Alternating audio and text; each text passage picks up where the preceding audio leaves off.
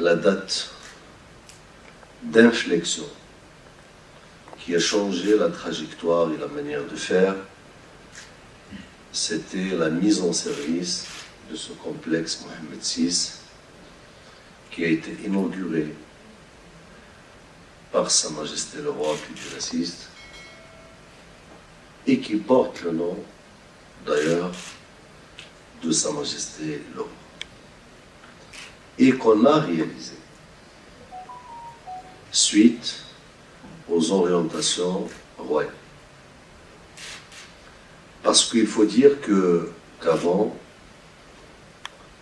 quelle que soit la bonne volonté et quelle que soit la technicité ou le niveau de l'encadrement technique, il était très difficile de concrétiser les stratégies, la vision, et puis avoir à la disposition les moyens nécessaires. Aujourd'hui, notre action de développement d'infrastructures, on va dire, il englobe la chaîne de valeur footballistique de bout en bout. Puisque l'État, durant les dernières années, il a mis en place dans tout le territoire national du Royaume, qui, je rappelle, est assez vaste. On fait 2 fois la superficie de l'Hexagone. Et donc, sur ce territoire, l'État a mis en place ce qu'on appelle les terrains de proximité. Et c'est un espace exceptionnel pour les jeunes, filles, mais surtout garçons, de pratiquer le football le long de la journée et souvent même la nuit, puisque la majorité de ces infrastructures donc, sont équipées en éclairage. Et ce segment déjà, à mon sens, dans le futur, nécessitera une réflexion pour l'englober dans l'enceinte footballistique, parce qu'aujourd'hui, on commence notre travail à partir du club. Et quand on parle au niveau du club, dans les meilleurs cas possibles, ce sont les moins de 15 ans. Et le véritable travail de détection et de recherche du talent, qui nécessite un encadrement et un travail continu, doit englober ce segment. Et avec le ministre de l'Éducation et du Sport marocain, mon ami, collègue, M. Shakil Moussa, moi je suis convaincu d'intégrer ce segment. Je lui ai fait une proposition de projet que vous allez voir si on doit ajuster quelque part, on doit ajouter quelque chose. Pour moi, ça doit être géré au niveau national avec une logique de mettre les anciens joueurs auxquels on doit donner des formations de courte durée mais intenses, qui existent un peu partout dans les villes marocaines. Tout d'abord pour les intégrer socialement dans leur métier qu'ils savent faire et pour leur garantir les conditions de vie correctes et dignes. Et bien sûr avec 2 espaces ou deux segments de jeu, organiser les catégories moins de 10, 12, etc. dans toutes les villes et dans tous les territoires, mais aussi ouvrir un espace pour les associations, etc., qui, logiquement, doivent rémunérer quelque chose, doivent payer quelque chose pour assurer la maintenance et la continuité de ces infrastructures.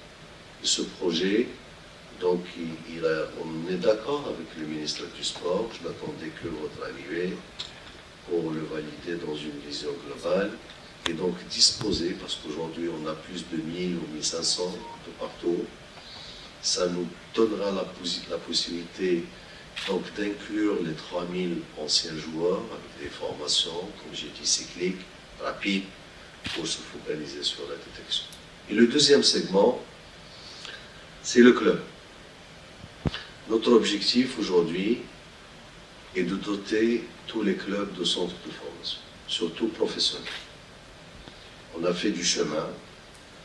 Aujourd'hui, il y a 6 ou 7 qui sont dotés de centres de formation de haut niveau.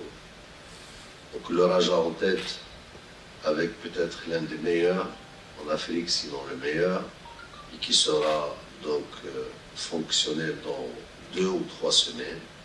Le HAC aussi, on a repris leur centre qu'ils ont acheté depuis 1 an et demi, pour le mettre à niveau et le mettre dans le standard international.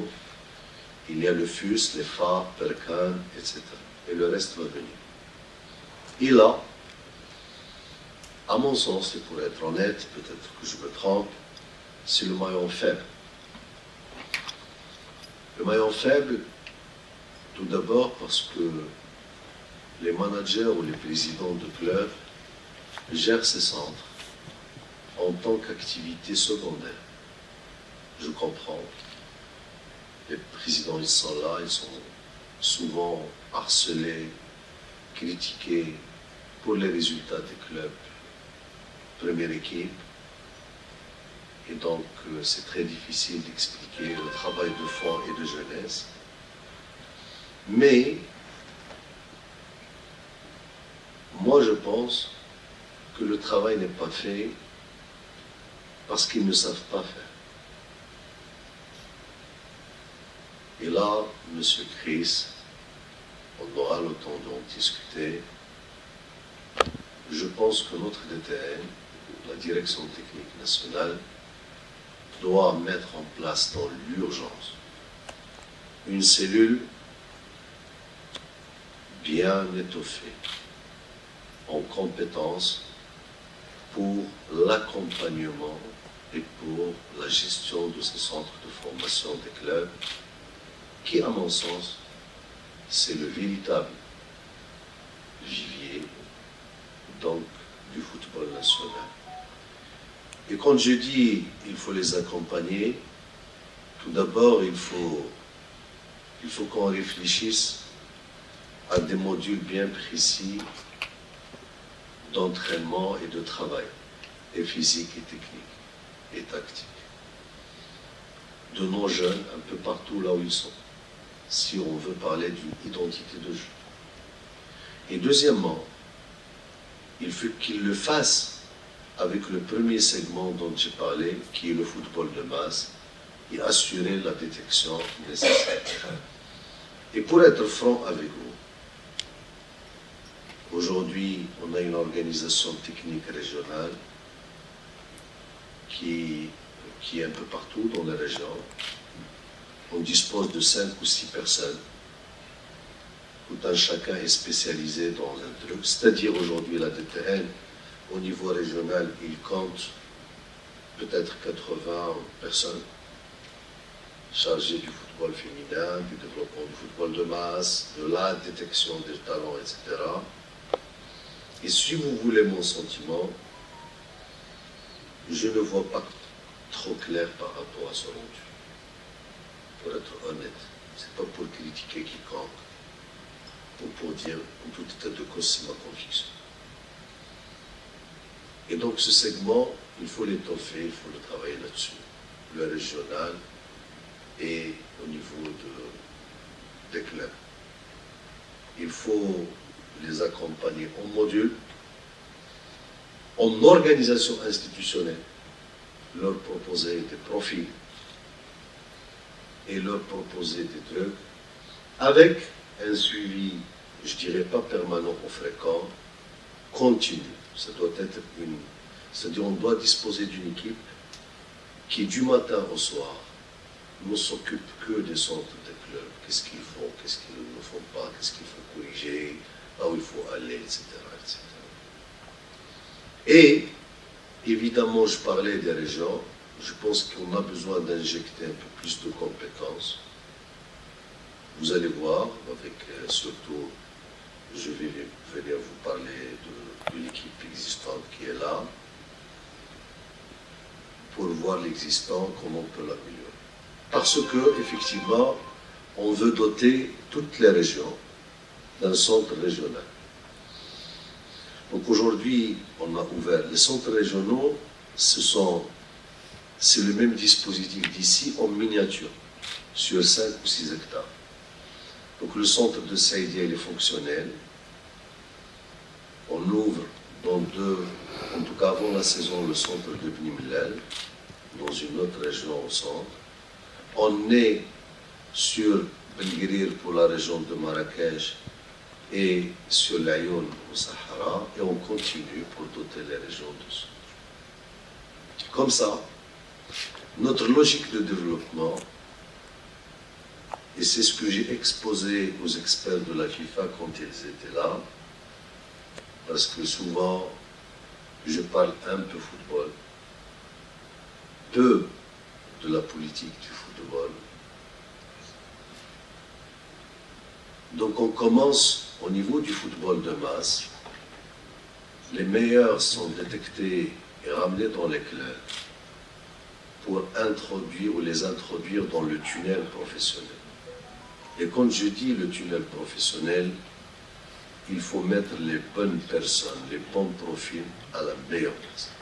Et par rapport à cela, je peux vous assurer que tout est bon, sauf massacrer des générations de jeunes.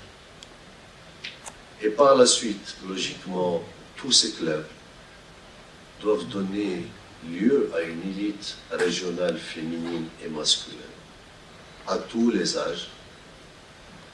Et la crème de toutes ces régions doit être ici, dans ce centre d'excellence, en formant les différentes équipes nationales du U13 ou du U12, et ça c'est un problème sur lequel je vais revenir, jusqu'au senior. Maintenant, je pense que les priorités, donc ça c'est ça, il faut réduire un peu l'âge. On travaille maintenant à moins de 15 ans, je pense qu'il faut baisser. Moi, Arsène Wenger m'a convaincu que la détection se fait en tout état de cause entre 10 à 11 ans. Et je m'intéresse à ça parce que peut-être je changerai de vocation et être à votre place, monsieur Chris. Et donc, réviser un peu l'âge à la baisse. Tout cela, au niveau central ici, donc vous avez des personnes exceptionnelles, que personnellement j'adore. La preuve, je joue avec eux pratiquement 2 ou 3 fois par semaine au football. Donc il y a M. Fethi Jamal, je ne sais pas ce qu'il est là. En tout cas, il y a Fethi Jamal. ما كاينينش الاخوان هنا غادي تشوفوا بابا. Très bien. Après, donc, vous allez les voir. Il y a M. Hussein Al-Mouta, donc, qui se charge d'un segment équipe locale U23. En tout cas, il y a un segment football féminin. En tête, il y a Reinhardt, Pedros, et tout le reste. Il y a un segment football salle. En tête, il y a Dgui, Michel. Et ce segment, il est exemplaire. C'est pareil pour le football féminin. Il y a un segment football masculin, donc il y a un Mouta qui s'occupe d'un segment, et l'équipe de moins de 20 ans, elle est en Arabie Saoudite en ce moment, c'est Wabi qui était en Belgique, sûrement vous le connaissez. Et puis, il y a le segment du football diversifié avec l'équipe nationale de... ما تنسوش تابوناو في لاشين يوتيوب وتفعلوا الجرس باش يوصلكم الجديد. ايام 24 عيونكم التي لا تنام.